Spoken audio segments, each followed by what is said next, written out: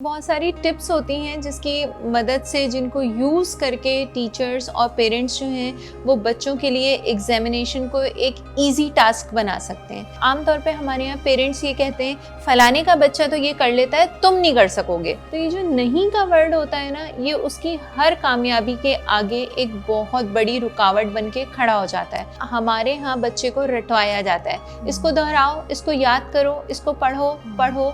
रट्टा जो है वो हर चीज़ के लिए एक बेहतरीन अमल नहीं होता है। इम्तिहान को एक हवा, एक खौफ मत बनाएं, रिलैक्स रहें, बच्चे को रिलैक्स रखें।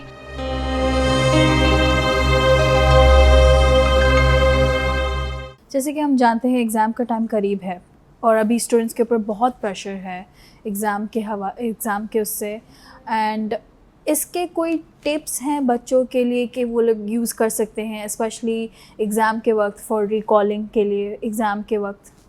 बिल्कुल, इसकी बहुत सारी टिप्स होती हैं जिसकी मदद से जिनको यूज़ करके टीचर्स और पेरेंट्स जो हैं वो बच्चों के लिए एग्जामिनेशन को एक इजी टास्क बना सकते हैं।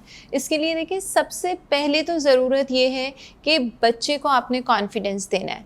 ठीक है, बच्चे को कॉन्फिडेंस देना है कि आप ये कर सकते हैं। अगर हम बच्चे को ये आमतौर पे हमारे यहाँ पेरेंट्स ये कहते हैं फलाने का बच्चा तो ये कर लेता है, तुम नहीं कर सकोगे, तो आप पहले ही उसको ये कह देते हैं कि तुम नहीं कर सकोगे। तो ये जो नहीं का वर्ड होता है ना, ये उसकी हर कामयाबी के आगे एक बहुत बड़ी रुकावट बन के खड़ा हो जाता है। आपने बच्चे को कॉन्फिडेंस देना है कि आप ये कर सकते हैं और आप जो है ये याद कर सकते हैं। अच्छा, दूसरी सबसे अहम चीज़ ये कि हमारे यहाँ बच्चे को रटवाया जाता है, इसको दोहराओ, इसको याद करो, इसको पढ़ो। रट्टा जो है वो हर चीज़ के लिए एक बेहतरीन अमल नहीं होता है। आप बच्चे को एक पैराग्राफ है, अगर सवाल का कोई जवाब है, उसको उसकी जो अपनी लैंग्वेज है, रीजनल लैंग्वेज उर्दू है या जो भी घर में आम ज़बान बोली जाती है, उसको उस ज़बान में, वो इंग्लिश का सवाल है या कुछ भी है, उसको समझाएं।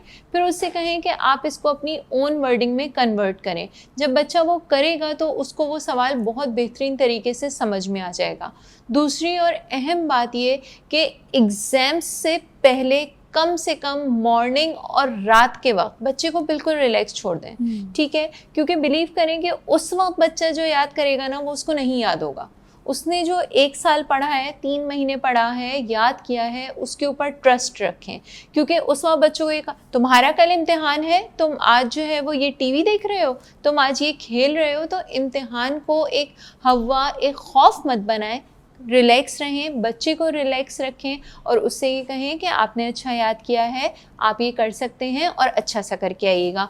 दूसरा, एग्जामिनेशंस के लिए बच्चों को मैं टिप देना चाहूँगी कि सबसे पहले बच्चों आपने अपना क्वेश्चन पेपर कंप्लीट पढ़ना है।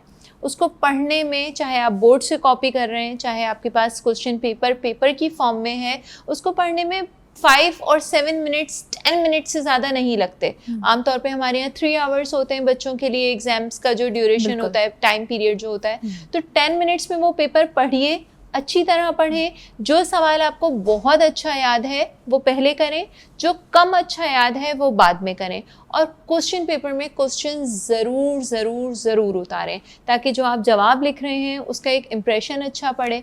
अच्छी राइटिंग में लिखिए। आप अपने जो टीचर है, जो चेकर है, वो खुद बन जाइए। जब आप लोग अपने पेपर को खुद चेक करेंगे कि ये मैंने अच्छी तरह किया है, प्रॉपर प्रेजेंटेशन के साथ किया है, तो यकीनन वो आपकी टीचर को भी अच्छा लगेगा। और पेरेंट्स से भी मैं यही कहूँगी कि हर सवाल या जो भी रीडिंग मटेरियल है वो आप बच्चों को लिखवा कर याद करें। जो भी बच्चे ने याद किया है उससे वो लिखवा लें, उससे उसकी राइटिंग स्पीड बढ़ेगी और उसकी जो लर्निंग कैपेबिलिटी है उसके लिए भी राइटिंग एक बेहतरीन एक्सरसाइज है।